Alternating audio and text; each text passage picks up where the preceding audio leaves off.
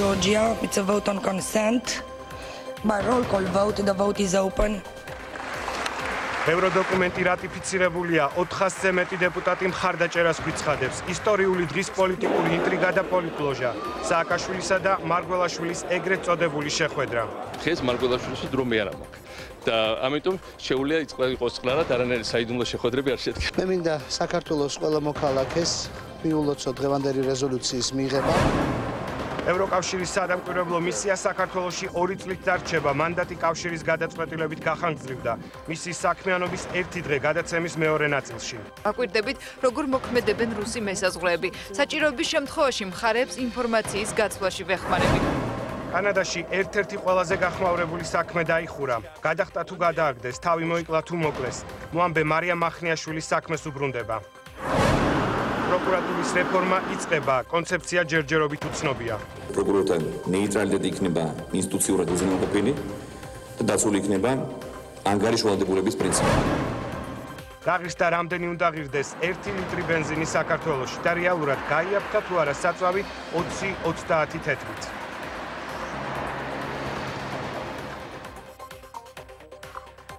საღამოშვიდობის მომბი ჟურნალისტები მთავარ ამბებს ვაჯამებთ. სტუდიაში ირაკლი ჩიხლაძე მუშაობს. დღეს უფრო ახლოს ვართ ევროპასთან ვიდრე გუშინ. ასოცირების ხელშეკრულების დოკუმენტი რატიფიცირებულია. ევროინტეგრაციის პროცესში მხარდაჭერა 490-მდე დეპუტატმა გამოგვიცხადა, რაც იმას ნიშნავს, რომ ასოცირების შეთანხმების დოკუმენტს უკვე იურიდიული ძალა აქვს. ხელშეკრულება სრულფასოვნად მას შემდეგ გამოქმედება, რაც კავშირის წევრი ყველა ქვეყანა მოახდენს მის რატიფიცირებას. საქართველოს 17 სახელმწიფოს გადაწყვეტილებას ელოდება დღეის მდგომარეობით ხელშეკრულების რატიფიცირება ევროკავშირის 11 ქვეყანამ შეძლო. საკანონმდებლო პროცედურების გარდა ჩვენ უნდა ვისაუბროთ ევროპარლამენტის პოლიტლოჟაში სტუმრის სტატუსით მყოფ მოქმედ და ყოფილ პრეზიდენტებზე, დარბაზში რომ არა ქართველი ჟურნალისტების სააკაშვილი მარგველაშვილის ეგრეთ წოდებული შეხვედრა დიდი ალბათობით შეუმჩნეველი დარჩებოდა. ქეთი ქარდავა რატიფიცირებული დოკუმენტის საკანონმდებლო და პოლიტიკური აქცენტებით სტრასბურგიდან ისაუბრებს. It is adopted.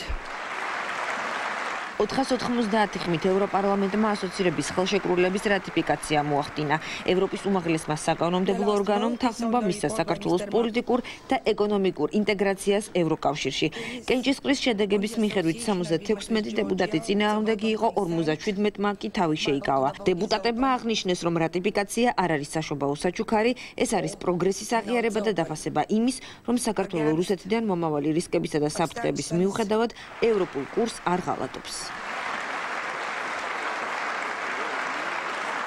მე მინდა საქართველოს ყველა მოქალაქეს მიულოცო დღევანდელი რეზოლუციის მიღება, რადგან ეს რეზოლუცია საქართველოს უფრო ახლოს აყენებს ევროპის კავშირთან. მე მინდა ასევე ჩვენ ევროპელ კოლეგებს, ევროპელებს მიულოცო ეს გადაწყვეტილება, იმიტომ რომ ევროპა ბევრად უფრო დაცული, ბევრად უფრო განვითარებული, ბევრად უფრო დიდი პერსპექტივის მქონე რეგიონია საქართველოსთან ერთად, მე ეს მჯერა. მინდა მეც მიულოცო მთელ საქართველოს ძალიან დიდი დღეა, ისტორიული დღეა. ევროპული ოჯახისკენ სვლა დაიწყო, საქართველოს ინტენსიურად ჩაერთო რეფორმირების პროცესში. ასოცირების ხელშეკრულება არის ჩვენი ევროპეიზაციის გეგმა, ეს იქნება უსაფრთხოების, სტაბილურობის, განვითარების საწინდარი და ხელშეუწყობს მრავალ რეფორმას ყველა მიმართულებით. კენჭისყრაზე დეპუტატები სიტყვით აღარ გამოსულან დარბაზიდან პირველი საქართველოს პრეზიდენტს მიესალმნენ, რომელიც სტუმრებისთვის განკუთვნილ ლოჟაში იჯდა. The President of Georgia, Georgi Margvelashvili. პრეზიდენტმა დღეს შეხვედრა გამართა საგარეო ურთიერთობათა კომიტეტის თავმჯდომარესთან ელმარ ბროკთან. ევროპარლამენტში გიორგი მარგველაშვილი მიიღო ვიცე-პრეზიდენტმა. შეხვდა მომხსენებელს ანდრის მამიკინს და გამართა მათთან ერთად პრესკონფერენცია, სადაც მასპინძელმა ევროპელებმა აღნიშნეს, რომ ევროპამ საქართველოს და ქართულ ხალხს სოლიდარობა უნდა გამოუცხადოს. დღეს არის მართლაც განსაკუთრებული ისტორიული დღე არა მარტო საქართველოსთვის, არამედ ევროკავშირისთვისაც. ეს შეთანხმება წინ გადადგმული ძალიან მნიშვნელოვანი ნაბიჯია. მე უსაზღვროდ ბედნიერი ვარ, რომ ჩვენ შეგვიძლია ვთქვათ, რომ ჩვენ მართლაც ერთად ვართ. მე ვფიქრობ, რომ დღევანდელი კენჭისყრით არ დამთავრდება ჩვენი ურთიერთობა. ხვალიდან მოყოლებული ჩვენ კიდევ უფრო მეტი უნდა ვიმუშაოთ ჩვენი თანამშრომლობისთვის. დღეს მე უბრალოდ ძალიან ბედნიერი ვარ. ეს საქართველოს უახლეს ისტორიაში განსაკუთრებით მნიშვნელოვანი დღეა. ძალიან ბევრი და კარგი რამ გააკეთა საქართველოს ხელისუფლებამ და იმედი მაქვს, რომ რატიფიცირების შემდეგ ჩვენ შეგვიძლია დავიწყოთ მოლაპარაკებები უვიზო რეჟიმის შესახებ და უკვე მომავალში საქართველოს გაწევრიანებაზე ევროკავშირში. თქვენ იცით, რომ ევროკავშირის ფილოსოფია მდგომარეობს მის გაფართოებაში. საქართველოს ევროპული ქვეყანაა და ევროპული ცივილიზაციის აკვანია. დღის მეორე ნახევარში საქართველოს ევროპარლამენტიდან ასოცირების ხელშეკრულებისთვის ანთებული მწვანე შუქი გაფართოების საკითხებში ევროკომისარმა იოჰანეს ჰანმა მიულოცა. ასოცირების ხელშეკრულება არის საქართველოს ევროპული მისწრაფება. ეს თქვენი ევროპული არჩევანია. ისევ როგორც ეს შედის ევროკავშირის ინტერესებში, ხელი შეუწყოს დაეხმაროს დემოკრატიული, სტაბილური და პერსპექტიული ქვეყნის მშენებლობას რეგიონში, რომელსაც აქვს გადამწყვეტი სტრატეგიული მნიშვნელობა. საქართველოს საჭიროებს გააგრძელოს ძალისხმევა სასამართლო რეფორმების გატარებისა და კანონის უზენაესობის დაცვის მიმართულებით. რაც შეეხება ეგრეთ წოდებულ სტრატეგიული თანამშრომლობის შეთანხმებას რუსეთსა და აფხაზეთის დე-ფაქტო ხელისუფლებას შორის, ის უხეშად არღობს საქართველოს ტერიტორიულ მთლიანობას და სუვერენიტეტს და ეწინააღმდეგება საერთაშორისო სამართლის ნორმებს. დღეს დარბაზში მადლობა საქართველოს ყოფილ პრეზიდენტსაც გადაუხადეს. გიორგი მარგველაშვილი და ყოფილი პრეზიდენტი მიხეილ სააკაშვილი დარბაზში ერთად ისხდნენ, თუმცა სხვადასხვა რიგში. ერთმანეთს არ მისალმებიან, ისე გამოვიდნენ დარბაზიდან, რომ არც მათ შორის და არც დელეგაციის არც ერთ წევრთან კონტაქტი არ შემდგარა. ჩემი მოწვევა ევროპარლამენტის მიერ იყო ჟესტი იმისა, რომ ქართულ ხალხს უკეთებენ მიუხედავად ისა, ვინ არის ხელისუფლებაში და ერთი რამ უნდა გვესმოდეს. ჩვენ ახლა უნდა სასწრაფოდ მივახციოთ უვიზო მიმოსვლა საქართველოს მოქალაქეებისთვის ევროპაში და ჩვენ უნდა მივახციოთ შემდგომ პროგრესს ნატოში. შეუძლია იმ კაცს იყოს შვიდად, იმიტომ რომ ეხლა მიფრინა უკაც მერკელთან უნდა ერთად და სხვებთან ერთად უნდა განვიხილოს საქართველოს საკითხები. დღეს მარგველაშვილისთვის დრო მე არ მაქვს. და ამიტომ შეუძლია იყოს წყლარად არანაირი საიდუმლო შეხვედრები არ შედგა. დღეს პარლამენტმა მიიღო რეზოლუცია საქართველოს შესახებ, სადაც დაგმობილია რუსეთის ქმედებების სოჭში გაფორმებული ეგრეთ წოდებული ხელშეკრულება, რომელსაც რუსეთის მიერ ანექსიისკენ გადადგმულ ნაბიჯად აფასებენ. რეზოლუციაში არ ჩაწერილა ყოფილი მაღალჩინოსნების კონკრეტული გვარები, თუმცა გავიდა ის ცვლილება, რომელიც შერჩევით სამართალს და პოლიტიკურ დევნას ეხებოდა. მე-15 პარაგრაფი amendment ეგრეთ წოდებული დამატება, რომელიც უნდოდა IPP-ის და სადაც შევიდა ოდირის რეკომენდაციების ხსენება და მათ შორის მინიშნება შერჩევითი სამართლის არსებობაზე, ნუ ეს არ ახალია. არ უნდა დარჩეს შთაბეჭდილება, რომ შერჩევითი სამართალი არსებობს. ეს უნდა დაუმტკიცონ ხელისუფლებამ, როგორც ევროპას, ასევე საერთაშორისო თანამეგობრობას. ეს ყველაფერი წაადგება ჩვენ ქვეყანას, რათა მოახდინოს რეალიზება აი ამ ხელშეკრულების, რომელსაც დღეს ევროპარლამენტარებმა გაუკეთეს რატიფიცირება. საქართველოს ევროკავშირის წევრი სახელმწიფოების ეროვნული პარლამენტების მიერ ხელშეკრულების რატიფიკაციას ელოდება და მზადება დაწყებულია რიგის სამიტისთვის. ახლა ნოდარ ჩაჩუა მოგვიყვება, როგორ აღნიშნეს ქართველმა დეპუტატებმა ისტორიული დოკუმენტის რატიფიცირება. მართველი გუნდის წევრები საპარლამენტო კინოდარბაზში შეიკრიბნენ, ყოფილი სამთავრობო პარტიის წარმომადგენლები კი კენჭისყრის პროცესს ნაციონალური მოძრაობის სათა ოფისიდან ადევნებდნენ თვალს, რომლის დასრულების შემდეგ სპეცდიზაინით მომზადებული ტორტი გაჭრეს, პარლამენტში კი ხელშეკრულების რატიფიცირების შემდეგ შამპანური გახსნეს. საქართველოს ევროპული მომავალი დღეს ექსპერტებიც აქტიურობდნენ. ჭიქა შამპანურით საპარლამენტო უმრავლესობის წევრებმა ევროკავშირთან ასოცირების ხელშეკრულების რატიფიცირება თბილისში თამარ მეფის დარბაზში აღნიშნეს. კენჭისყრის პროცესს საკანონმდებლო ორგანოს წევრები პარლამენტის კინოდარბაზში პირდაპირ ეთერში ადევნებდნენ თვალყურს. ის ასოცირების ხელშეკრულება, რომლის რატიფიცირებას დღეს მოხდა, ყველა სფეროს, ეს არის პირველ რიგში მართლმსაჯულების სისტემა, სამართალდამცავი ორგანოები, რა თქმა უნდა, პენიტენციალური სისტემა, ზოგადად დემოკრატიული ინსტიტუტები, ქვეყნის განვითარების სხვადასხვა მიმართულება, ასე რომ ეს რეჟიმი, ჩვენ რეფორმების რეჟიმი, რაშიც ვართ და დაწყებულია ეს პროცესი, მუდმივად გაგრძელდება. მიულოცავ ყველას, მთელ საქართველოს, მათ შორის ევროპასაც, იმიტომ რომ ჩვენი ამ ხელშეკრულების რატიფიცირებით იწყება ახალი ერა ჩვენთვის, ახალი ერა ევროკავშირისთვის, ჩვენი ამ ევროკავშირში თანამონაწილეობით. ეს არის ჩვენთვის ახალი ძალა, ახალი ენერგია იმისათვის, რომ ჩვენ დავაჩქაროთ ევროკავშირში ჩვენი ინტეგრაცია. თბილისის პარლამენტში მიწვევის მიუხედავად არ მისულან უმცირესობის წევრები. ქვეყნისთვის ეს ისტორიული ფაქტი ნაციონალური მოძრაობის წევრებმა პარტიის ოფისში აღნიშნეს. იყო შამპანურიც და გაიჭრა ტორტიც. ევროპული საქართველო ნიშნავს გამთლიანებულ, დაცულ, თავისუფალ ქვეყანას. ნიშნავს ქვეყანას, სადაც თითოეული ადამიანი თავისუფალია საკუთარ არჩევანში. ნიშნავს ქვეყანას, სადაც ყველა ოჯახში არის კეთილდღეობა და ღირსეული ცხოვრების პირობები. ყველას გილოცავთ და სიმბოლურად დღევანდელ დღეს შევუერთდეთ. ეს არის კიდევ ერთი მნიშვნელოვანი ნაბიჯი, თუმცა ეს არის გზის დასასრული და ჩვენ უნდა წმენა, ნებისყოფა და შრომა უნდა ჩავდოთ დიდი იმაში, რომ ეს გზა ბოლომდე მივიყვანოთ. 490 ევროპარლამენტარის მიერ მხარდაჭერილი დოკუმენტი, როგორც ისტორიული ფაქტი, ისე შეაფასეს ექსპერტებმა.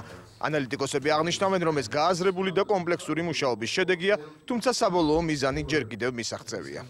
ზოგადად შეგვიძლია ვთქვათ, რომ ქვეყანას აქვს რესურსები ამისთვის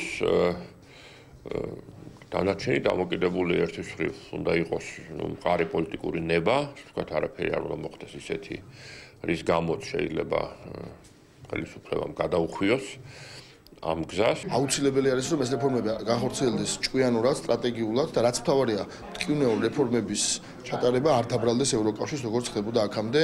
თბილისში ახლა უკვე რატიფიცირების შედეგებს ელოდებიან. დემოკრატია, ადამიანის უფლებების დაცვა და ეკონომიკური სტაბილურობა. ეს ის ძირითადი მოლოდინებია, რომელიც პოლიტიკურ წრეებში აქვთ, თუმცა აღნიშნავენ, რომ მანამდე წინ რეფორმების წელი ელოდებათ.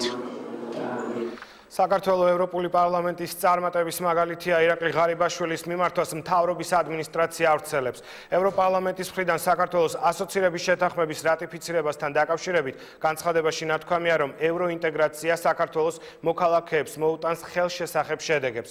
მეორეს მხრივ საქართველო იქნება ევროკავშირის მნიშვნელოვანი პარტნიორი. ევროპარლამენტის მიერ მიღებულ დოკუმენტში კიდევ ერთხელ არის დადასტურებული, რომ საქართველოს აქვს ევროპული პერსპექტივა და ის შეძლებს წარსდგეს ევროკავშირის წევრობაზე განაცხადით, თუ დაიცავს დემოკრატიის პრინციპებს, პატივისცემით მოეპყრობა ფუნდამენტურ თავისუფლებებსა და ადამიანის უფლებებს, ასევე უზრუნველყოფს კანონის უზენაესობას. ჩვენ მტკიცედ გვაქვს გადაწყვეტილი ამ ხელშეკრულების სრულად და სწრაფად განხორციელება მოვახდინოთ, რათა ქვეყანაში სრულად დამკვიდრდეს ევროპული სტანდარტები, აცხადებს საქართველოს პრემიერ-მინისტრი ირაკლი ღარიბაშვილი.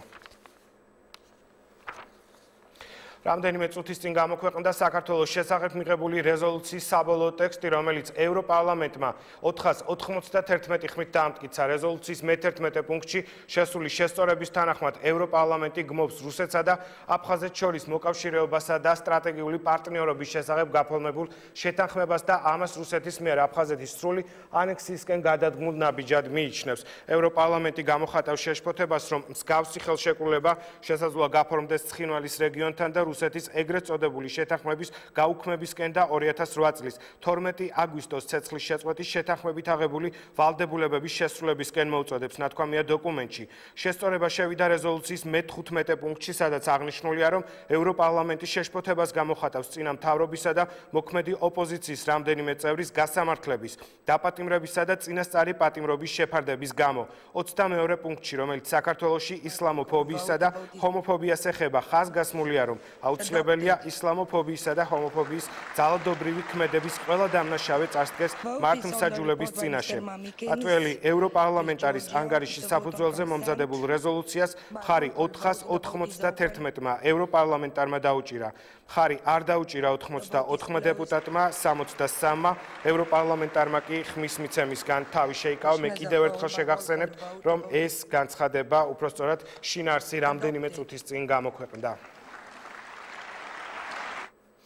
ევროკავშირის სადამკვირვებლო მისია საქართველოში 2 წლით დარჩება, მანდატი კავშირის გადაწყვეტილებით გახანგრძლივდა. ქვეყნის მასშტაბით 200-მდე მშვიდობის მყოფელია. სამშვიდობოები ძირითადად საზღვრისპირა რეგიონებში საქმიანობენ და დაპირისპირებულ მხარეებს შორის არსებულ ვითარებას უწევენ მონიტორინგს. რატი ხვისტანი, მოამბის ჟურნალისტი, ექსკლუზიურად გვიჩვენებს მისი საქმიანობის ერთ კონკრეტულ დღეს.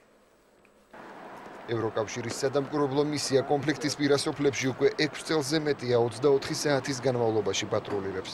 რუსეთის მიერ საქართველოზე 2008 წელს განხორციელებული აგრესიის შემდეგ დამკვირვებლები მხარეებს შორის ერთადერთ შუამავლად რჩებიან. ინციდენტების დროს, რომლებიც საოკუპაციო ხაზს გასწვრივ საკმაოდ ხშირია, ყველაზე ქმედითი სწორედ ევროკავშირის მისიის ცხელი ხაზია, რომელსაც კონფლიქტის ყველა მხარესთან მუდმივი კავშირი აქვს. შიშის ქვეშ აღარა ვართ. აი რაღაც ფარველების ყვამ ხალხი რომ ყურადღებას გვაქცევენ. სუყელა ეგრე ფიქრობს, აი ჩვენ სოფელში საერთოდ. ეს სოფელი დიცია, ადგილი, სადაც რუსეთის საოკუპაციო ძალებმა მავთულხლართების გავლება უკვე დაასრულეს. შედეგად ტერიტორია, რომელსაც საქართველო ვეღარ აკონტროლებს, კიდევ უფრო გაიზარდა.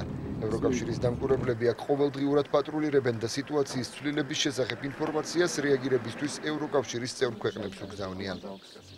Ჩვენ ვცდილობთ, რაც შეიძლება ახლოს ვიყოთ ადმინისტრაციულ საზღვართან. ეს ღობე აქ 2013 წელს დაამონტაჟეს. ჩვენ ვაკვირდებით, რა ხდება ადგილზე, მონტაჟდება თუ არა ახალი ღობეები, ასევე ვაკვირდებით, როგორ მოქმედებენ რუსი მესაზღვრეები.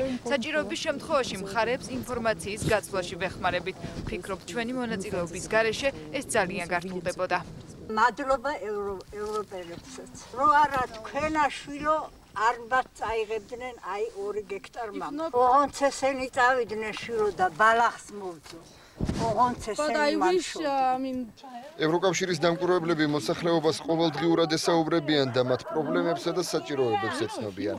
მართალია პირდაპირი დახმარების აღმოჩენის მანდატი მისიას არ აქვს, თუმცა ისინი ყველაფერს საკუთარ დასკვნებში ასახავენ და პასუხისმგებელ ორგანიზაციებს რეაგირებისკენ მოუწოდებენ. დღეს ჩვენ გავიგეთ, რომ მოსახლეობას აქვს პრობლემები ზამთრის მოახლოებასთან დაკავშირებით, არ არის გაზი და შეშა. ამის შესახებ ჩვენ დავწერთ ჩვენს მოხსენებაში და გავგზავნით არა მარტო ბრიუსელში. ჩვენ გავაგებინებთ ამის შესახებ საერთაშორისო დონორ ორგანიზაციებს, არასამთავრობოებს და რა თქმა უნდა საქართველოს ხელისუფლებას, რათა მათ ამ ხალხს ყურადღება მიაქციონ. ეს მნიშვნელოვანია, რადგან სამწუხაროდ ასეთ ადგილებში ძალიან ცოტა ოფიციალური პირი მოდის.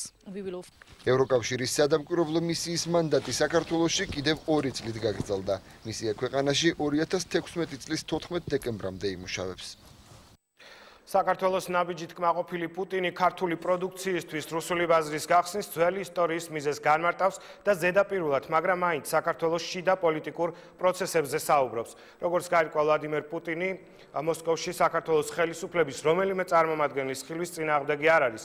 ოღონდ არ აკონკრეტებს, თავად უმასპინძლებს სტუმარს თუ რუსული ბიზნეს წრეების წარმომადგენლებთან მის შეხვედრას უზრუნველყოფს. უცნობია ისიც, რაზე ისაუბრებენ შეხვედრის შემთხვევაში, კონფლიქტსა და ქვეყნის დეოკუპაციაზე თუ ქართული მწვანილის მიმართ რუსულ ტოლვაზე. პრეზიდენტ პუტინის პრესკონფერენცია და საუბარი მეზობელზე. ეს არის თემა, რომელზეც დღეს ლევან კვატაშიძე მუშაობდა. ლევან, საღამომშვიდობის. ვის ელოდება პუტინი მოსკოვში? იყო დღეს კონკრეტიკა პრესკონფერენციაზე?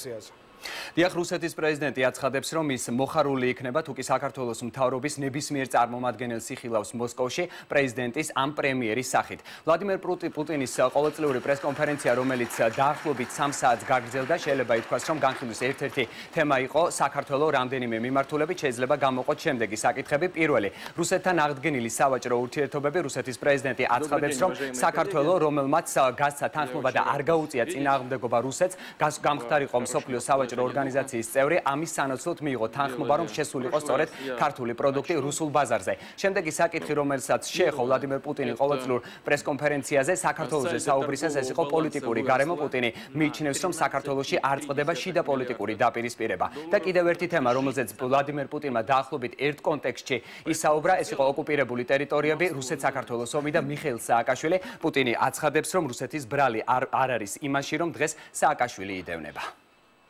У нас очень мало контактов, к сожалению. სამწუხაროდ საქართველოსთან ძალიან მცირე კონტაქტი გვაქვს. აფხაზეთსა და ცხინვალში მოსახლეობასთან პირდაპირი დიალოგი უნდა გაიმართოს და კონტაქტი უნდა იყოს. ჩვენ ამ პროცესს ხელს შევუწყობთ.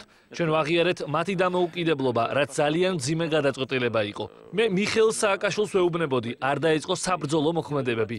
ის მეთანხმებოდა, მაგრამ მიუხედავად ამისა, მაინც დაიწყო. შედეგი ყველასათვის ცნობილია. ჩვენ არავითარი პროვოცირება არ მოგვიხდენია. თუ გახსოვთ, მსგავსი მდგომარეობა 1919 წელსაც იყო. იმპერიის დანგრევის შემდეგ აფხაზეთმა განაცხადა, რომ რუსეთის შემადგენლობაში დარჩენა სურდა. მაშინაც იგივე იყო სადამსჯელო ოპერაცია, საბრძოლო მოქმედებები, როგორც ჩანს, საქართველოში შიდა პოლიტიკური დაძაბულობაა. მოხარული ვიქნები, თუ საქართველოს ხელისუფლების რომელიმე წარმომადგენელს, პრემიერს ან პრეზიდენტს მოსკოვში ვიხილავთ.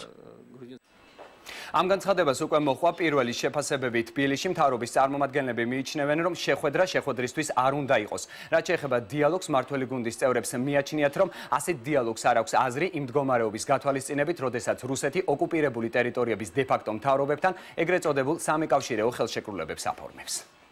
6 პუნქტიანი ხელშეკრულება, რომლის შესრულებასაც საქართველოს დაუყოვნებელი მოითხოვს რუსეთიდან. აქედან გამომდინარე თუ მეორე მხარე ამ საკითხების განსახილველად არ არის მზად, დიდი შედეგის მომტანი ასეთ შეხვედრა ნამდვილად არ იქნება. ძალიან ბევრი ღია თემაა, რომელიც დასარეგულირებელია.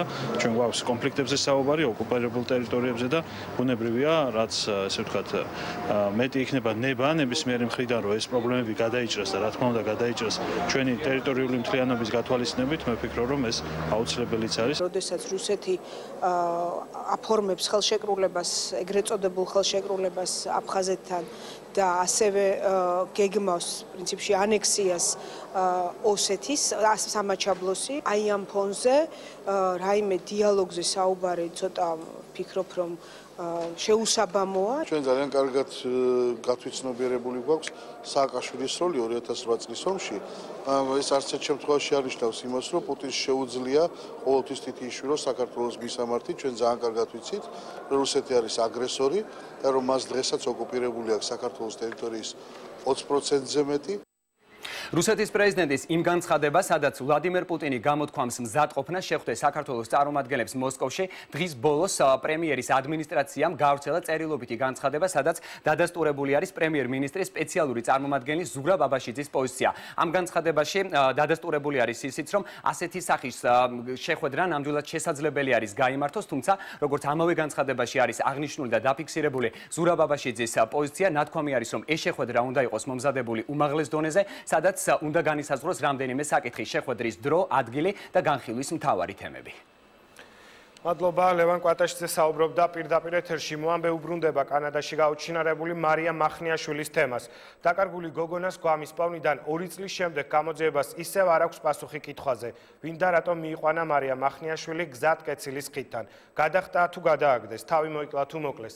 გარდაცვლილის დედისგან ცნობილი ხდება, რომ კანადაში ერთ-ერთი ყველაზე გახმაურებული საქმე დაიხურა. ვახტანგ მახნიაშვილს კანადის შეწყალების საბჭომ ციხიდან ვადაზე ადრე გათავისუფლებაზე უარი უთხრა. მშავდებული კანადაში 2009 წელს გაუჩინარებული 17 წლის მარია მახნიაშვილის მამაა, რომელმაც ოჯახის ტრაგედიის ფონზე ტორონტოში 3 ადამიანი დაჭრა. ყველა მათგანზე მას ეჭვი ჰქონდა, რომ ისინი შვილის სიკვდილში იყვნენ გარეული. არც ერთ შემთხვევაში დაჭრილი პირების წინააღმდეგ სამართალდამცველებს დაკარგულ გოგონასთან კავშირი არ დაუდასტურებიათ. თავად მახნიაშვილს კი სასამართლომ 5 წლიანი პატიმრობა მიუსაჯა, მედიკოსებმა კი მას პარანოიდული აშლილობის დიაგნოზი დაუსვეს.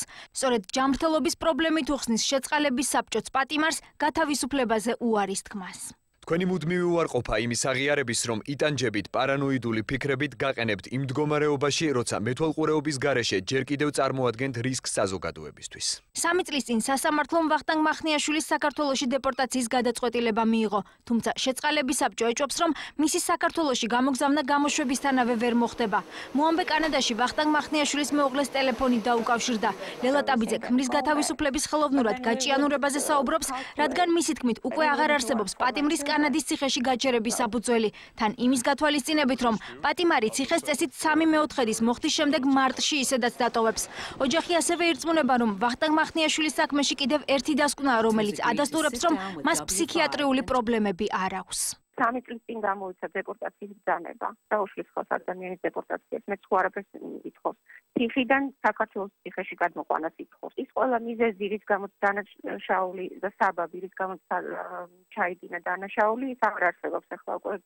ასეთ ისე გარკვეულია ჩვენი შვილის ბედი. ვახტანგის გასამართლების პროცესში იყო სერიოზული დარღვევები და ვახტანგი თვლის, რომ ამის დაფარვის მიზნით ხდება ამის გაჭიანურება ამ პროცესის.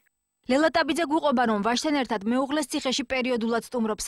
მისი თქმით, მახნიაშვილი მზად არის საზოგადოებაში დასაბრუნებლად. ოჯახი კანადისა და საქართველოს მთავრობებს მშავდებულის საქართველოში გადმოყვანის დაჩქარებას თხოვს. მე და ჩემი შვილი ჩებით მასთან 3-4 დღე და ხედავთ, რომ ის ინანინებს კიდეც და პარკ ფორმაშიც არის და მზად არის რომ იმუშაოს ისევ სოციალურ სფეროში ჩაერთოს აქტიურად და დაგვეხმაროს ჩვენ. საქართველოში დაბრუნება არ არის ახლა მთავარი მიზანი, რომ რაღაცნაირად ოჯახი გამძლიანდეს. უცხო ქვეყანაში გასამართლებული პირის საქართველოში ჩამოყვანა საქართველოს პროკურატურის კომპეტენციაა.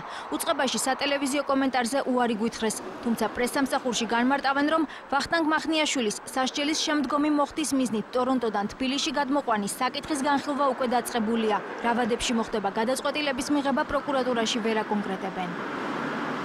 პროფესიით ფილოსოფოსი ვახტანგ მახნიაშვილი საქართველოდან 2003 წელს გაემგზავრა ჯერ კალიფორნიაში, 6 წლის შემდეგ კი ტორონტოში უკვე მეუღლესთან ერთად. 2009 წელს მათ კანადაში შვილებიც ჩაიყვანეს. თინეიჯერი დაძმა მშობლებთან 3 თვის ჩასულები იყვნენ, როცა მარიამი სკოლის ტერიტორიიდან გავიდა და უკვალოდ გაუჩინარდა. 2 წელიწადნახევრიანი უშედეგო ძებნის განმავლობაში დაკარგულის მამამ ჯერ მეზობელი დაჭრა დანით, შემდეგ კი ის ცოლ-ქმარი, ვინც ამ საქმეზე თავმდებად დაუდგნენ. ამბობდა, რომ ისინი კერძო დეტექტივები იყვნენ და მარიამის საქმეზე სხვა ინტერესები ჰქონდათ. მეორე დანაშაულის ჩადენის შემდეგ ვახტანგ მახნიაშვილი პოლიციას თავად ჩაბარდა. მახნიაშვილი უკვე ციხეში იყო, როცა მისი ქალიშვილის ცხედარი დაკარგვიდან 2 წელიწადნახევრის შემდეგ ხიდის ქვეშ გამვლელებმა იპოვეს. ექსპერტიზამ დაადასტურა, რომ გვამი მარიამ მახნიაშვილს ეკუთვნოდა. გამოძიება მასალების მიხედვით თვითმკვლელობის ვერსიისკენ იხრებოდა, თუმცა დღემდე ეს ვერსია გამომძიებლებმა ვერ დაადასტურეს. ამ ვერსიას ასევე გამორიცხავდა ოჯახიც. დღემდე არ არსებობს პასუხი, ვინ და რატომ მიიყვანა 17 წლის გოგონა გზატკეცილის ხიდთან. გადახტა თუ გადააგდეს, თავი მოიკლა თუ მოკლეს. გაუჩინარების პირველივე დღიდან ჩიხში შესულმა სამართალდამცველებმა ვერც გვამის პოვნის შემდეგ შეძლეს საქმის გამოძიება. ერთ-ერთი ყველაზე გახმაურებული და ბურუსით მოცული საქმე კანადის ისტორიაში დახურულად გამოცხადდა. პროკურატურის რეფორმა უწყების უკეთ საქმიანობისთვის პრემიერმა დავალება მინისტრ წულუკიანს მისცა. კონცეფცია უცნობია, შესაძლოა არც გაწერილი იყოს, თუმცა ცნობილია კონკრეტული თარიღი, როცა სამუშაო ჯგუფი პირველად შეიკრიბება. მიუკერძოებელი და დამოუკიდებელი საგამოძიებო ორგანოს შექმნა ოცნების საარჩევნო დაპირება და სამთავრობო პროგრამის ნაწილი იყო, თუმცა დღეს პროკურატურის მიმართ ბევრი კითხვა, შენიშვნა და რეკომენდაცია დაგროვდა. ბადაშვილის უწყების დამოუკიდებლობის ხარისხზე მომავალ კვირას მისი წინამორბედი კბილაშვილი გეგმავს საუბარს, შენიშვნების ნუსხაშია მთავარი პროკურორის დანიშვნა და გათავისუფლების წესი. აღნიშნულ საკითხთან დაკავშირებით დღეს თამარ გოგესაშვილი მუშაობდა. წინასაარჩევნო დაპირებისა და პარლამენტის მიერ 2012 წლის ოქტომბერში დამტკიცებული სამთავრობო პროგრამის ნაწილის პროკურატურის ინსტიტუციური რეფორმის განხორციელება პრემიერ-მინისტრმა იუსტიციის მინისტრს დღეს მთავრობის ხდომაზე დაავალა. დავალების შინაარსი ასეთია: განხორციელდეს ინსტიტუციური რეფორმა და განისაზღვროს, ვის მიმართ იქნება მთავარი საგამოძიებო ორგანო ანგარიშვალდებული. განსაკუთრებით ჩამოყალიბდით ინსტიტუციურად დაბალანსებული მოდელი, რომლის პარაგრაფშიც პროკურორთა ნეიტრალიტეტი იქნება ინსტიტუციურად უზრუნველყოფილი და დაცული იქნება ანგარიშვალდებულების პრინციპი. მოვიწევ საბჭოს პირველ სხდომას 26 დეკემბერს და გავხსნით დისკუსიას ამ თემაზე. პირველი დავალების შემდეგ სამუშაო ჯგუფის პირველი სხდომა დანიშნა იუსტიციის მინისტრმა. სისხლის სამართლის უწყებათა შორის საბჭოს წევრების გარდა სხდომაზე თეა წულუკიანმა რეფორმის პროცესში მონაწილეობის მსურველი ყველა დაინტერესებული მხარე მიიწვია. პროკურატურა იყოს ეფექტიანი ორგანო, რომელიც ებრძვის დანაშაულს, მაგრამ ამავე დროს განამტკიცებს, როგორც სისხლის მართლმსაჯულების მონაწილე ერთ-ერთი მთავარი ორგანო და მხარე სისხლის სამართლის საქმეზე კანონის უზენაესობას. მთავრობის მეთაურის შეთავაზებას მიიღებს და რეფორმის პროექტზე იმუშავებს ახალგაზრდა იურისტთა ასოციაცია. ორგანიზაციის ხელმძღვანელს მთავარი პროკურორის დანიშვნის წესი არ მოსწონს. ადვოკატთა ასოციაციის თავმჯდომარე კი სამუშაო ჯგუფში იმ შემთხვევაში გაწევრიანდება, თუ კი რეფორმის პროექტის მიხედვით საგამოძიებო ორგანო პარლამენტის მიმართ იქნება ანგარიშვალდებული. პროკურორი არ უნდა ინიშნებოდეს პრემიერ-მინისტრის მხრიდან და მას უნდა ნიშნავდეს პრეზიდენტის წარდგინებით პარლამენტი. ანუ პროკურატურა არ უნდა იყოს აღამასულებელი ხელისუფლების რაღაც დანამატი. პროკურორი ამას დააშავებს, მისი შემდგომი იძიებს. ეს დაგმო ევროსასამართლომ გირგვლიანი საქმეს და პირდაპირ მიუთითა, რომ ეს არ შეიძლება, საქართველოში ეს მავნე ტენდენცია გრძელდება. რეფორმის პარაგრაფში პროკურორების კვალიფიკაციის ამაღლების აუცილებლობაზე საუბრობს უზენაესი სასამართლოს თავმჯდომარე. კვალიფიკაცია არის ძალიან მნიშვნელოვანი იმისათვის, რომ ადამიანი, რომელიც მართლაც დამნაშავია, შემდეგ მტკიცებულებების კარგად წარმოდგენის საფუძველზე სასამართლომ მიიღოს გამამტყუნებელი გადაწყვეტილება. იმისთვის, რომ პროკურატურის მიმართ პოლიტიკური აღქმა გამოირიცხოს, რეფორმის განხორციელებაში დახმარებისთვის მზადაა ევროკავშირის ელჩი საქართველოში. მნიშვნელოვანია ის, რომ გამოირიცხოს აღქმები, რაც უკავშირდება პროკურატურას, გულისხმობ პოლიტიკური მოტივების აღქმას. ჩვენ დაინტერესებულები ვართ ვიმუშაოთ საქართველოსთან. ძალოვანი უწყებების რეფორმირების აუცილებლობაზე საუბრობენ მმართველ გუნდში. ნაციონალურ მოძრაობაში კი ფიქრობენ, რომ ძირეული ცვლილებები არ განხორციელდება. უფლებების დაცვის მაღალი სტანდარტების შემოღება და კონსტიტუციით და ევროპული კონვენციით გარანტირებული უფლებების რეალიზება. ამ ინტერესს უნდა ემსახურებოდეს რეფორმა. ის რომ ამ თემაზე ლაპარაკი დაიწყო, ეს არის რეაქცია იმ დიდ საერთაშორისო კრიტიკაზე, რაც საქართველოში ბიძინა ივანიშვილის მთავრობის მიერ განხორციელებულ პოლიტიკურ დევნას მოყვა. პირველ სხდომაზე სამუშაო ჯგუფის ხელმძღვანელმა მედიის წარმომადგენლების დაპატიჟა სწორედ 26 დეკემბერს გაირკვევა, გახდება თუ არა მთავრობის მეთაურის მიერ ინიცირებული რეფორმა ხელისუფლებასა და არასამთავრობო სექტორს შორის კიდევ ერთი აზრთა სხვადასხვაობის მიზეზი. რა ღირს და რამდენი უნდა ღირდეს 1 ლიტრი ბენზინი საქართველოში და რეალურად გაიაფთა თუ არა საწვავი 20-30 თეთრით. საკითხით დღეს ნიკა მოლოდინაშვილი დაინტერესდა სიუჟეტის მომზადების პროცესში, ისიც გაირკვა, რომ არარეალური ფასების გამო ბაზარზე ვითარება უმართავია და საერთაშორისო მოთხოვნებს არ პასუხობს. პროცესში კონკურენციის სააგენტო ჩაერთო, უწყებამ დავალება პრემიერისგან მიიღო. ლონდონისა და ნიუ-იორკის მსოფლიო ბირჟებზე ნავთობი კლება სწრაფი ტემპებით განაგრძობს. 1 ბარელის ნედლი ნავთობის ფასმა $95 შეადგინა. ბოლო თვეების სტატისტიკური მონაცემებით აგვისტოდან დღემდე 1 ტონა ბენზინი $925-დან $528-მდე გაიაფთა. 5 თვის წინ დაწყებული კლების ტენდენციამ დღემდე მთლიანობაში 48% შეადგინა. მაშინ, როდესაც ქართულ სამომხმარებლო ქსელში ბენზინი ექსპერტების გათვლებით მხოლოდ 13%-ით გაიაფთა. სხვაობა ასეთი მარტივი არითმეტიკით 35%-ია. ძალიან დიდი დისპროპორცია 48%-ცა და 13% შორის. ანუ საქართველოში საცალო ქსელში ბენზინის და დიზელის ფასი სამწუხაროდ არაადეკვატურ სტანდარტებს ექვემდებარება და არანაირად არ მისდევს საერთაშორისო ბაზარზე მიმდინარე საფასო ტენდენციას. სოფლიოსა და საქართველოში შავი ოქროს ფასების არაადეკვატურობით დაინტერესდა დღეს ქვეყნის პრემიერ-მინისტრი. ირაკლი ღარიბაშვილის განცხადებით, მაშინ როდესაც მსოფლიოში ნავთობპროდუქტები რამდენიმე ათეული პროცენტით გაუფასურდა, რატომ არა ისახა ეს ტენდენცია ქართულ სამომხმარებლო ბაზარზეც. პრემიერი დასკვნის მომზადებას და საკუთარი ფუნქციის შესრულებას კონკურენციის სააგენტოს მოუწოდებს. რამდენიმე ათეული პროცენტით დაიკლო ბენზინის საწვავის ფასებმა, ესე იგი, მსოფლიო ბაზარზე და სამწუხაროდ და ჩვენ და გასაკვირად არ ხდება ადეკვატური ასახვა ქართულ ბაზარზე. ასე რომ იმედი მაქვს, რომ უახლოეს დღეებში მე მინდა 10 დღის ვადაში თხოვო კონკურენციის სააგენტოში წარუდგინო საზოგადოებას თუ რასთან გვაქვს საქმე. კონკურენციის სააგენტო, რომელიც 1 ოქტომბერს ამოქმედ და ჯერჯერობით ფასთა სხვაობის მიზეზებს ვერ ასახელებს. სააგენტოს ხელმძღვანელი აცხადებს, რომ სამსახურს ნავთობის ბაზრის შესწავლა დაწყებული აქვს და ანგარიში საზოგადოებისთვის რამდენიმე დღეში გახდება ცნობილი. ამ ეტაპზე შემიძლია გითხრათ, რომ გამოთხოვილია ინფორმაცია შემოსავლების სამსახურიდან, საქსტატიდან, მეზობელი სახელმწიფოებიდან და ასე მეტ ეკონომიკურ აგენტს გაეგზავნა შესაბამისი ინფორმაცია გამოთხოვის მოთხოვნით და მიმდინარეობს ამ ინფორმაციების დამუშავება. ინფორმაციები არის ძალიან ვრცელი და ტევატი, ეს შეეხება 2008-2014 წლის პერიოდს. რამდენი უნდა ღირდეს 1 ლიტრი ბენზინი, საქართველოში ნავთობ კომპანიების წარმომადგენლები არ აკონკრეტებენ, თუმცა ამბობენ, რომ ბოლო თვეების განმავლობაში საქართველოში ბენზინი 20-დან 30 თეთრის ოდენობით გაიაფთა. ღირებულების მსოფლიო ფასებთან არაადეკვატურობას კი საწვავის არსებული ნაშთებით და ტრანსპორტირების ხანგრძლივობით ხსნიან. ეს შეკითხვები არსებობს. ზადვართ ძალიან პროფესიულად ყველა შეკითხვას გავცეთ პასუხი. შემოვა ახალი პარტია ვისლში ყოველთვის მოხდება ფასის შემცირება. კომპანია გალფში უკვე ზაფხულიდან მოყოლებული მე-7-ჯერ დაიწია ფასებმა. ნავთობ პროდუქტებზე ფასი ბენზინის შემთხვევაში შემცირებულია $200 ტონაზე. ბოლო 1 თვის განმავლობაში. შესაბამისად, რა თქმა უნდა, მისი ასახვა ბოლო 1 თვის უკამდელი ამ შემცირების ასახვა დღეს ეს წარმოუდგენელია იმის გამო, რომ ეს პროდუქტი ფაქტობრივად უნდა შემოვიდეს ადგილობრივ ბაზარზე.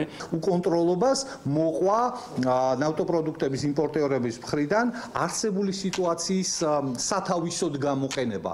კონკურენციის სააგენტოს ფუნქცია საქართველოში ნავთობის ფასის წარმოქმნის გარდა იმის დადგენაცაა, რატომ ფუნქციონირებს საქართველოში ამ დრომდე მხოლოდ 5 ნავთობ კომპანია. სააგენტომ ისიც უნდა გაარკვიოს, არის თუ არა ქვეყანაში ამ დრომდე მონოპოლიური ნავთობის ბაზარი. ფოთის სახელოვნებო სასწავლებელს რეაბილიტაცია სჭირდება, შენობა იმდანად მძიმე მდგომარეობაშია, რომ გაკვეთილების ჩატარება რისკს შეიცავს. ადგილობრივ ხელისუფლებას რეკონსტრუქციის პროექტი მზად აქვს, ოღონდ განხორციელებისთვის საჭირო თანხები ვერა და ვერ მოიძია. ქუთაისის ცენტრში მდებარე ეს დამწვარი შენობა ადგილობრივების თქმით მოსახლეობას საფრთხეს უქმნის. მასწავლებელთა სახლის ყოფილ შენობას ცეცხლი 6 წლის წინ გაუჩნდა და მას შემდეგ აღარ გარემონტებულა. ადგილობრივების თქმით ყოფილა შემთხვევები, როდესაც შენობიდან სამშენებლო მასალები ჩამოცვენილა, რის გამოც გამვლელები დაშავდნენ. ბავშვები დადიან, არ არის არანაირად დაცული. ყოველდღე შეიძლება აქ გადმოვარდეს თქვა და მე ბევრჯერ ვარ მომწრე ამისი რომ როდესაც ჩამოიშალა, ჩამოინგრა. როდესაც ქარია ან ყინვა არის და აგური შრება უკვე იფშნება, იყრება სახურავზე, იყრება ეზოში ბავშვები ცხოვრობენ, დავდივართ, ქუჩაში უბრალო გამვლელები მიდიმოდიან. მოხდა რამოდენიმე შემთხვევა რომ თავში დაეცა ადამიანს. დამწვარი შენობის კედლები თანდათან იშლება და ქარის დროს აგურები ცვივა. ადგილობრივები ამბობენ, რომ შენობის დემონტაჟს უკვე წლებია უშედეგოდ ითხოვენ. მოსახლეობის თქმით, მათ ნესტი და ანტისანიტარია აწუხებთ. საძაგელისუნია ზაფხულის პერიოდში, აი რო ვერ გაჩერდები, ქვეწარმავლები, ყველაფერი ეს ვირთხები, ის მომრავლდა ძალიან ეზოშიც და გვეშინია, ისედაც ქვები იყრება ყოველ დღე, ცუდი ამინდიროა, მაშინაც იყრება. ქალაქის ისტორიულ უბანში მდებარე შენობა ქალაქის მერიამ 2 თვის წინ აუქციონის წესით გაყიდა. შპს HP ჯგუფმა შენობაში 151.000 ლარი გადაიხადა და აიღო ვალდებულება მშენებლობა 2016 წლის ბოლომდე დაასრულოს. სამუშაოების დაწყების ვადა კი ხელშეკრულებით გაყიდვიდან 6 თვის ვადით განისაზღვრა.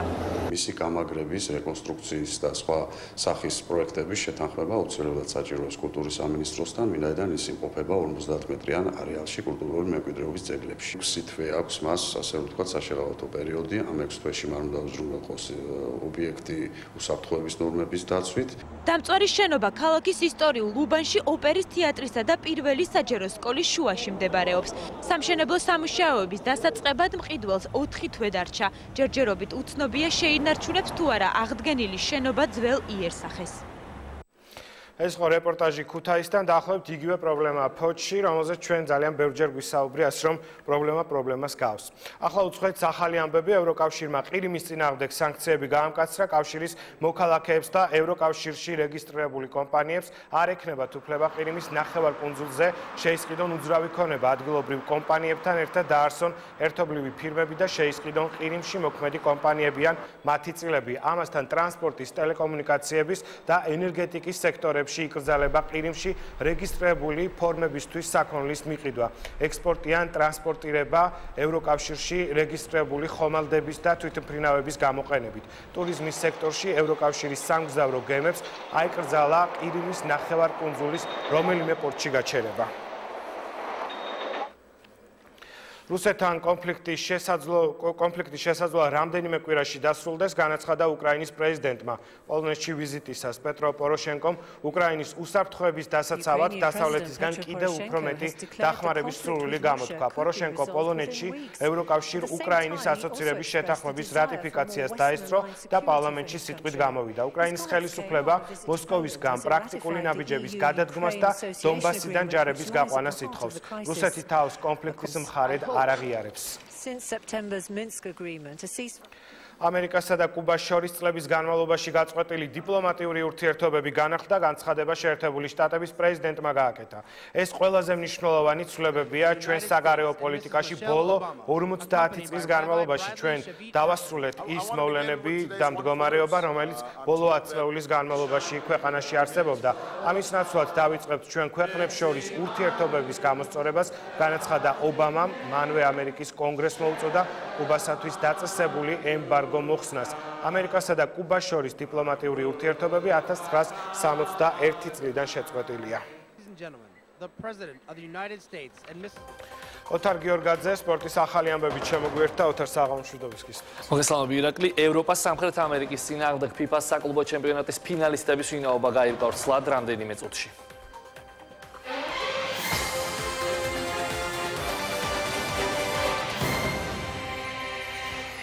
აფხაზეთში ტრაგიკულად დაღუპული ფეხბურთელი ზაზა ბენდელიანის ხსოვნისადმი მიძღვნილი ტურნირის წილისყრა გაიმართა. 10 გუნდი 2 ქვეჯგუფში გადანაწილდა. შეჯიბრი 20 დეკემბერს დაიწყება, გამარჯვებული კი 27 დეკემბერს გამოვლინდება. ტურნირის დაწყების წინ სამწუხარო ფაქტი მოხდა. გარდაიცვალა ბენდელას თასის ორგანიზატორი და საფეხბურთო სკოლა საბურთალოს ერთ-ერთი დამფუძნებელი 53 წლის ქართლოს ჭუმბურიძე. ტურნირის ორგანიზატორების განცხადებით წლევანდელ შეჯიბრზე გათამაშდება ქართლოს ჭუმბურიძის სახელობის თასი. მომავალში კი მისი სახელობის ტურნირის ჩატარებას იგეგმება. ეძღვნება საქართველოს გუნდის ზაზა ბენდელიას ხსოვნას და მისი სახელი უტავყო მისმა მეგობარმა ქართლოს ჭუმბურიძე, რომელიც დღეს ჩვენ გამოგვაქვს ეს არის უდიდესი დაარაკლისია ქართული ფეხბურთის. ქართლოს ჭუმბურიძე იყო თანამედროვე ჩვენი თაობის ფეხბურთის გაჭირვების ტალკვესი და ისე დროს ქმნიდა საფეხბურთო ამით საქართველოში ძალიან დიდი გაჭირვება რო იყო. სპორტ კომპლექსი ოლიმპიკის წყალბურთელთა ტურნირს მასპინძლობს შეჯიბრში 2002 პირველ წელს დამატებული წყალბურთელები მონაწილეობენ. საუკეთესოს ტიტულისთვის 8 გუნდი იბრძვის.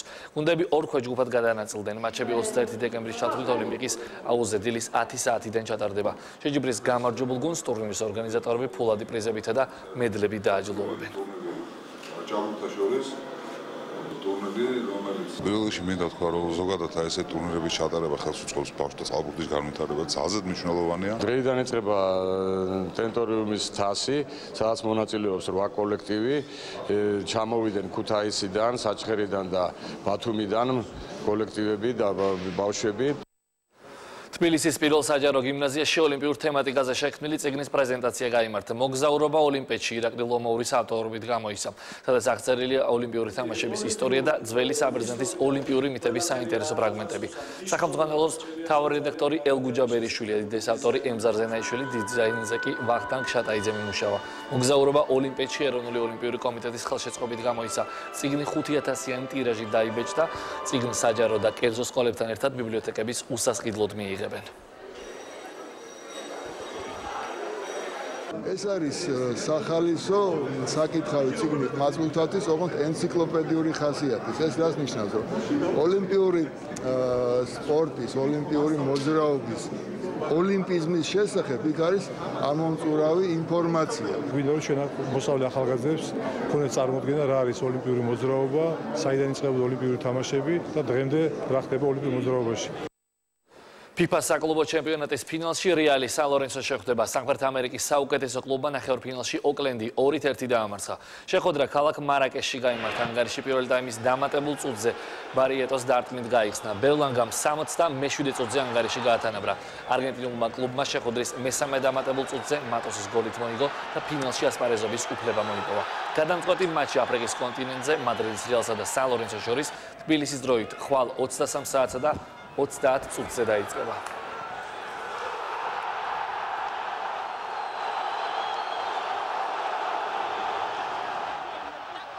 გისთავარი სპორტული ამბებით ერთმანეთს ხვალ შევხვდებით.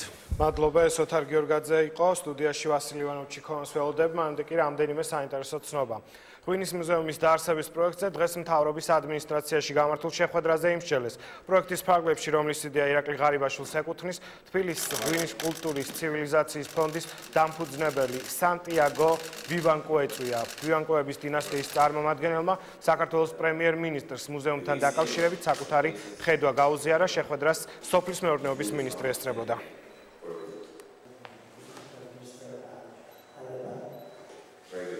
ჩემთვის ძალზე სასიამოვნოა ღვინის მწარმოებელ ქვეყანაში სტუმრობა. მოხარული ვარ მხარი დაუჭირო ისეთ მნიშვნელოვან პროექტს, როგორიცაა ღვინის მუზეუმი საქართველოში, რადგანაც თქვენი ღვინო მსოფლიო ღვინოების მამაა. ფიქრობ, ყველა ადამიანმა, ვისაც ღვინო უყვარს, უნდა მოინახულოს საქართველო. აღნიშნულ პროექტთან დაკავშირებით ჩამობრძანებულია ბატონი სანტიაგო ვივანკო, რომელიც იქნება ამ პროექტის სამეთვალყურეო საბჭოს წევრი, ამ მუზეუმის პროექტის განხორციელების, ასევე ის გახლავთ ამავდროულად ბორდოს ღვინის ცივილიზაციის მუზეუმის სამეთვალყურეო საბჭოს წევრი. ის ასევე არის მფლობელი ერთ-ერთი ყველაზე დიდი და ყველაზე თანამედროვე მუზეუმისა ევროპაში, ეს გახლავთ ლა-რიოხას რეგიონში და შესაბამისად შეიძლება ითქვას, რომ ჩვენ უკვე აქტიურად დავიწყეთ ამ პროექტის შემუშავება. ეროვნულ არქივში უძველესი რუკების რესტავრაცია დაიწყო. ფონდებში ათასობით რუკა და ნახაზია დაცული, მათ შორის საბჭოთა პერიოდის. არქივის ახალი პროექტი იმით იქნება საინტერესო, რომ დაზიანებული რუკების აღდგენასთან ერთად მათი ავტორების ვინაობაც გახდება ცნობილი და ციფრული ვერსიებიც მომზადდება. ლიზა ციციშვილი დეტალებით. ეს გახლავთ 1723 წელს გილიომ დელილის მიერ პარიზში შედგენილი რუკა, რომლის სახელწოდება არის კავკასიის ზღვის მიმდებარე ქვეყნების რუკა. ამ რუკის შედგენის საფუძველს სხვა წყაროებთან ერთად საფრანგეთში სულხან საბას მიერ ჩატანილი მასალა წარმოადგენს. კასპიის ზღვის მიმდებარე ქვეყნების რუკა ერთ-ერთია იმ უნიკალურ რუკებს შორის, რომლის რესტავრაცია ეროვნულმა არქივმა დაიწყო. ეს გახლავთ ქართულენოვანი მინიატюრული მცირე ზომის რუკა, რომელიც შედგენილია იაკობ გოგებაშვილის მიერ. არქივში დაცული კიდევ ერთი გამორჩეული დოკუმენტი იაკობ გოგებაშვილის მიერ 1882 წელს გამოცემული ქართულენოვანი სამხრეთ კავკასიის რუკაა, რომელიც მწერალს მეფის რუსეთის დროს შეუდგენია და რუკა კავკასიის აქეთა მხრისა დაარქვა. მე-18-მე-20 საუკუნეებით დათარიღებული სხვადასხვა შინაარსისა და დანიშნულების რუკების აღდგენაზე რესტავრატორების ჯგუფი მთელი წელია მუშაობს. პოლიტიკური, გეოგრაფიული, სამედიცინო, სოფლის მეურნეობის თემებზე შექმნილი რუკების რესტავრაცია სპეციფიკური და ხანგრძლივი პროცესია. დოკუმენტი დიდ ორგმინაზე იშლება და ძირითად შემთხვევაში ყველაზე დაზიანებულ ადგილებს ნაკეცები წარმოადგენს.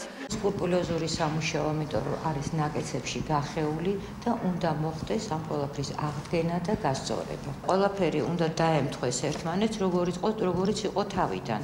რუსეთის ცარიზმის და საბჭოთა ეპოქის ათასობით რუკა საცავებიდან სარესტავრაციო მაგიდაზე ინაცვლებს და რესტავრაციის დასრულების შემდეგ მათი დიგიტალიზაციაც იწყება. ეროვნულმა არქივმა კარგი ხანია უკვე დაიწყო მუშაობა მის საცავებში დაცული კარტოგრაფიული მასალის ელექტრონული ვერსიების შექმნაზე, რაც საკმაოდ ბევრ სირთულეს ითვალისწინებს მარტივ მიზეზის გამო, რომ აქ დაცული რუკების რაოდენობა აჭარბობს ყველა მომოდინს. ამ ეტაპისათვის უკვე გამოვლენილი და დიგიტალიზებული რუკების რაოდენობა დაახლოებით 5000-მდეა. პარალელურად ეროვნული არქივის ფონდებში დაცული რუკების დათარიღებაც მიმდინარეობს, რადგან მათი დიდი ნაწილის შედგენის თარიღი უცნობია. ხშირ შემთხვევაში დადგენას საჭიროებს რუკის ავტორიც. ამ რუკების უნიკალურობა და სამუშაო პროცესი საკმაოდ ხანგრძლივ დროს საჭიროებს, ვინაიდან არის შესრულებული დიდ ფორმატზე და კომპლექსურ ჯგუფურ სამუშაოებს რესტავრატორების საჭიროებს ერთდროულად. ცნობილი ქართველი, გერმანელი, ფრანგი, სომეხი კარტოგრაფების მიერ წლების წინ შედგენილი რუკების შესწავლა და რესტავრაცია ეროვნულ არქივში 2015 წელსაც გაგრძელდება და ელექტრონულ მონაცემთა ბაზაში განთავსდება. არქივში კატალოგის გამოცემასაც გეგმავენ. საინტერესო თემების შემდეგ უბრუნდებით დღის თემას, რომელსაც ვასილი ივანოვ-ჩიქოვანი წარმოგიდგენს საღამოშვიდობის. საღამოშვიდობის ერა. ინტეგრაციის გზაზე დღეს არის ძალიან მნიშვნელოვანი და ისტორიული ერთ-ერთი ისტორიული მომენტი. რა ითვალისწინებს, რა ვალდებულებები გვაქვს, ვინ იქნება შენი სტუდიის სტუმარი და დღეს რა იყო ყველაზე მნიშვნელოვანი, რაც ევროპარლამენტარებმა გააკეთეს? ყველაზე მნიშვნელოვანი, რაც გააკეთეს ირაკლი დღეს ევროპარლამენტარებმა არის ის, რომ მათ მოახდინეს ასოცირების ხელშეკრულების რატიფიცირება. ამით ევროკავშირი იღებს ვალდებულებას თუ იმის შესახებ თუ რადევს ასოცირების ხელშეკრულებაზე, იმის შესრულებაზე იღებს ვალდებულებას, მაგრამ ამავე დროს გთხოვენ, რომ მათი რეკომენდაციები გავითვალისწინოთ.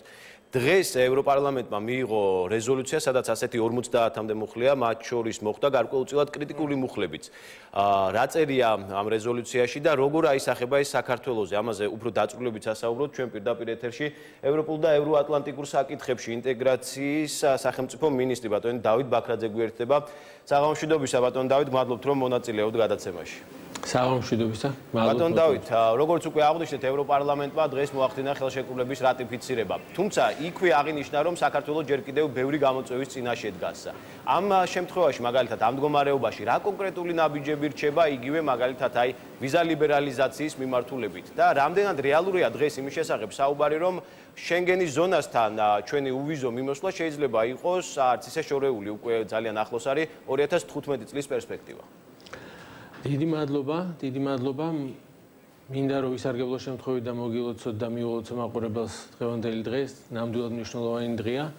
ჩვენი ევროპული ინტეგრაციის თვალსაზრისით ეს წელი ძალიან მნიშვნელოვანი იყო ამ კუთხით. ჩვენ მქონდა ძალიან ასე ვთქვათ, მნიშვნელოვანი იყო ასოცირების შეთანხმების ხელმოწერა, მნიშვნელოვანი იყო ვიზა ლიბერალიზაციის სამოქმედო გეგმის პირველი ფაზის დასრულება.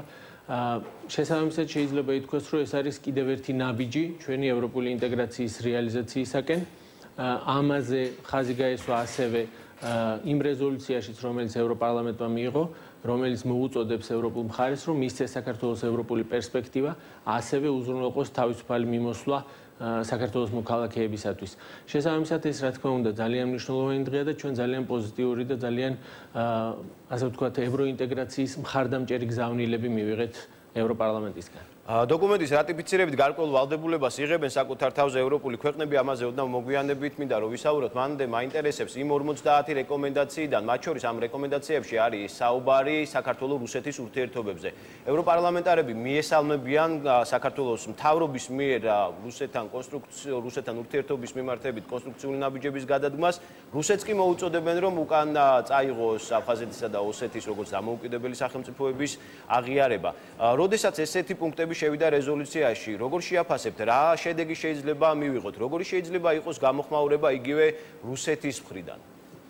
დიახ, გეთანხმებით, ძალიან მკაფიო იყო გზავნილები რუსეთის ფედერაციის მხრიდან. ევროპარლამენტმა აღნიშნა, რომ რუსეთის ფედერაცია არ ღვევს საქართველოს ტერიტორიულ მთლიანობას, ოკუპირებული აქვს მისი 2 რეგიონი, ახდენს ანექსიის მცდელობას აქვს ადგილი, როდესაც მოსკოვი ხელს აწერს სოხუმთან ეგრეთ წოდებულ ხელშეკრულებას და ამის პარალელურად მოუწოდებს რუსეთის მხარეს, რომ გაიყვანოს ჯარები, დაექვემდებაროს მის მიერ ნაკის ვალდებულებებს და მოახდინოს საქართველოს ოკუპირებული ტერიტორიების დამოუკიდებლობის აღიარების უკან გათხოვნა. შესაბამისად, ეს არის ძალიან მნიშვნელოვანი გზავნილები. ძნელია თქმა იმისა რუსეთის ფედერაციის მხრიდან რა რეაგირება შეიძლება მოყვეს ამ გზავნილებს, თუმცა მნიშვნელოვანია ის, რომ საქართველო, უკრაინა, მოლდოვა და მათი ევროპული მისწრაფებები არის სწორედ ის, რაც განაპირობებს რუსეთის პოლიტიკას სამწუხაროდ ამ ქვეყნების მიმართულებით, მისამართით. შესაბამისად, ევროკავშირის პოლიტიკა მთლიანად რეგიონულ კონტექსტში უნდა იყოს თანამიმდევრული და იმედი მაქვს, რომ რუსეთის ფედერაციასაც მოუწევს შესაბამისი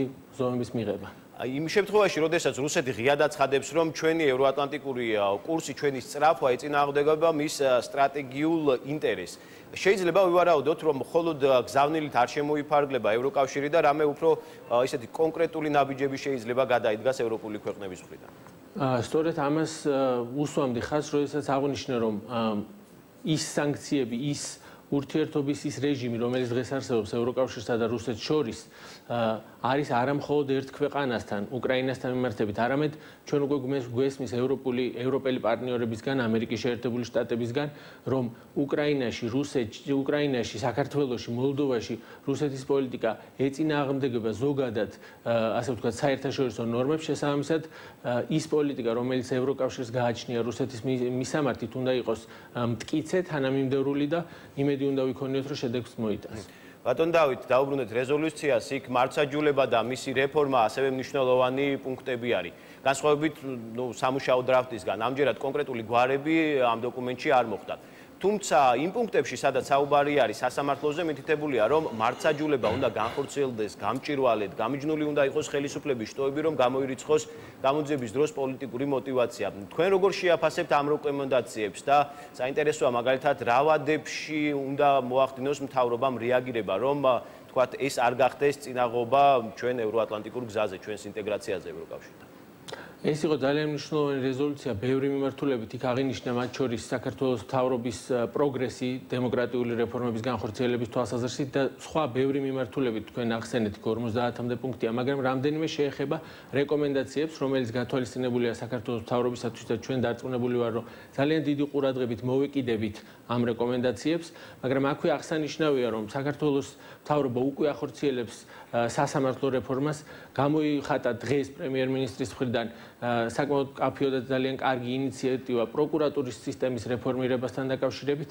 შესაბამისად, ჩვენ გვაქვს იმედი, რომ რეფორმების ის კურსი, რამაც საქართველო მიიყვანა წლევანდელ წლამდე, როდესაც ჩვენ გვქონდა ძალიან მნიშვნელოვანი პროგრესი ევროინტეგრაციის თვალსაზრისით, გაგრძელდება და შესაბამისად მომავალ წელს ამასთან დაკავშირებით აღქმა და კითხვებიც აღარ დარჩება ჩვენს ევროპელ პარტნიორებს თუ ევროპარლამენტარებს და პოლიტიკოსების მხრიდან. გარდა რეკომენდაციებისა, საქართველოს მთავრობის მიმართ რეზოლუციაში ასევე მითითებულია ორმხრივი ურთიერთობები, იგივე მაგალითად კონფლიქტის ზონის მისიებთან დაკავშირებით ევროკავშირის მხრიდან დახმარების შესახებ. უფრო კონკრეტულად, ევროკავშირის წევრი ქვეყნები, ის წევრი ქვეყნები, რომლებმაც უკვე გაუკეთეს რატიფიცირება ამ ხელშეკრულებას. რით არიან, ასე ვთქვათ, ვალდებულები საქართველოს წინაშე? რა ვალდებულებას იღებენ ისინი ჩვენს მიმართ? ეს არის მთელი სპექტრი ურთიერთობებისა, რომელიც ჩვენ სრულიად ახალ ხარისხობრივად მაღალ დონეზე აგვიყვანს ამ ურთიერთობებში.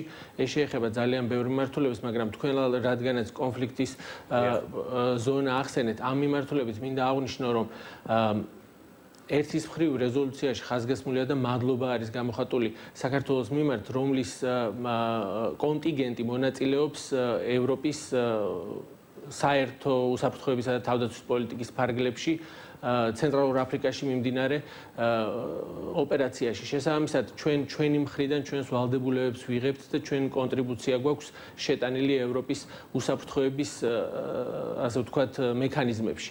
ამდენად ძალიან მნიშვნელოვანია ის, რომ ევროკავშირი თავის მხრივ იღებს ვალდებულებებს და მას, როგორც თქვენ მოგეხსენებათ, ევროკავშირის მონიტორთა მისია ყავს გამოგზავნილი საქართველოში. სწორედ ამ დღეებში გაუხანგრძლივდა კიდევ 2 წლით ევროკავშირის მონიტორთა მისიას მანდატი საქართველოში. თითოეულ სახელმწიფოს თუ ამ მისიაზე ვისაუბრებთ, ყავს თავისი კონტინგენტი წარგზავნილი და ჩვენ მხოლოდ მადლიერება შეგვიძლია გამოვხატოთ მათ მიმართ, რომლებიც ასე ვთქვათ, რომლებსაც მიაქვთ ობიექტური ინფორმაცია საქართველოში ოკუპირებული რეგიონების მიმდებარე ტერიტორიებზე არსებული ვითარებასთან დაკავშირებით. აქვე რეზოლუციას გავიხსენებ და ვიტყვი, რომ რეზოლუცია ასევე მოუწოდებს რუსეთის მხარეს, რომ დაუშვას ევროკავშირის მონიტორთა მისია ოკუპირებულ რეგიონებშიც. ბატონ დავით, როდესაც საუბრობთ ევროკავშირის ქვეყნების ჩვენდამი დამოკიდებულებაზე და იმ მხარდაჭერაზე, არ შემიძლია თქვა არ აღვნიშნო ის ფაქტი, რომ როდესაც უშუალოდ კონკრეტული გადაწყვეტილების მიღებაზე დგება საქმე, ხშირ შემთხვევაში გერმანია და საფრანგეთი თქვათ იჭერენ უფრო ნეიტრალურ პოზიციას, შეიძლება უფრო რუსეთის მხარესაც იჭერდნენ. რამდენად გვაქვს როდესაც კონფლიქტებზე ვსაუბრობთ, უშუალოდ ამ ორი ქვეყნის მხარდაჭერის, ბოლომდე მხარდაჭერის იმედი?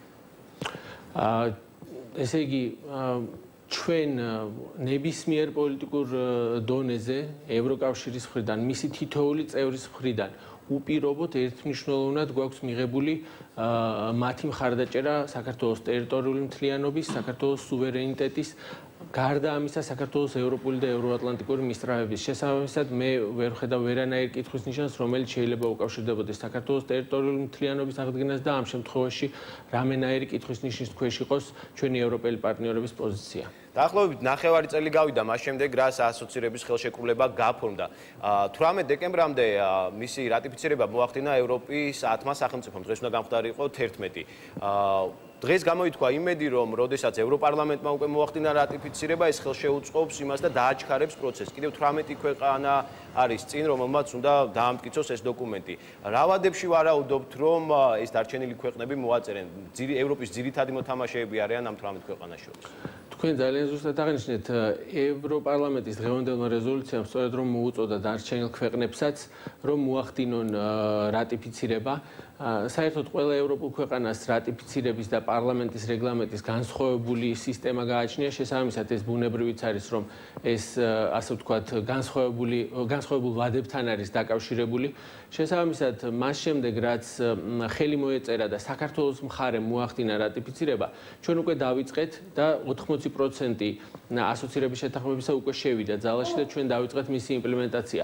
შესაბამისად, სექტემბრის თვიდან, როდესაც პრემიერ-მინისტრის თავმჯდომარეობით სამთავრობო კომისიამ შეიმუშავა 2014 წლის სამოქმედო გეგმა, სრულად არის უკვე შესრულებული იქ გაწერილი ვალდებულებები. ჩვენ ხვალ განვიხილავთ 2015 წლის სამოქმედო გეგმას. 51 ხდომა უნდა გაიმართოს ამ კომისიის. დიახ, პრემიერ-მინისტრი ხელმძღვანელობს სამთავრობო კომისიას ევროინტეგრაციის მიმართულებით და ჩვენ იქ განვიხილავთ 2015 წლის სამოქმედო გეგმას, რომელშიც კონკრეტულად არის გაწერილი მთავრობის თითოეული სამინისტროს მოქმედებები ასოცირების შეთანხმების იმპლემენტაციის თვალსაზრისით, ღრმა და ყოვლისმომცველი თავისუფალი სავაჭრო სივრცის ვიზა ლიბერალიზაციის სამოქმედო გეგმის და სხვა მიმართულებებით. ბატონ დავით, თქვენ უწყებას მაინტერესებს რა გეგმა აქვს კონკრეტულად 2015 წლისთვის. მაგალითად, როგორ არის გაწერილი გეგმა A და გეგმა B მაგალითად უვიზო რეჟიმის ამოქმედების თვალსაზრისით. თუ ყველაფერი წავიდა კარგად, რა გეგმა გაქვთ და გაქვთ თუ არა ისეთი გეგმა, რომელიც გაუმკლავდება გაუთვალისწინებელ წინაღობებს, რომელიც შეიძლება და ჩვენ გვაჩვენა უკვე გამოცდილებამ, რომ თქვათ, ჩვენი მეზობლების მხრიდან არ არის გამორიცხული ესეთი წინაღობები შეგვექმნას. პირველ რიგში და მნიშვნელოვანი აღინიშნოს, რომ ევროკავშირიც ამ შემთხვევაში ხაზს გაუსმევ, რომ ნატოც ერთმნიშვნელოვნად აცხადებენ, რომ მესამე ქვეყანა ვერ იმოქმედებს კონკრეტული ქვეყნის ევროპულ თუ ევროატლანტიკურ მისწრაფებზე. ჩვენ გვჯერა ამის, ჩვენი მხრიდან გვაქვს ძალიან კონკრეტული სამოქმედო გეგმა, რომლის ფარგლებშიც ჩვენ მაქსიმალურად განვახორციელებთ და მაქსიმალურად, ასე ვთქვათ, პირნათელი ვიქნებით ევროპულ მხარესთან ჩვენი მხრიდან და გვაქვს იმედი და ამ იმედის საფუძველს გვაძლევს ევროპელი ლიდერების, ევროპული ქვეყნების საგარეო საქმეთა მინისტრების განცხადებები იმასთან დაკავშირებით, რაც კონკრეტულად თუნდაც ვიზა ლიბერალიზაციის სამოქმედო გეგმის შესრულებას და საქართველოს მოსახლეობისთვის უვიზო მიმოსვლის უფლებას შეეხებოდა. მადლობა ბატონ დავით, წარმატებებს გისურვებთ. დიდი მადლობა. დავით ბაქრაძე, ევროპულ და ევროატლანტიკურ სტრუქტურებში ინტეგრაციის საკითხებში საქართველოს სახელმწიფო მინისტრი პასუხობდა ჩვენს კითხვებს. მოამბის მთავარი გამოშვება დღეს ამით დასრულებულია. მე საუკეთესო სურვილებით, ხვალამდე გემშვიდობებით. დარჩით პირობებს.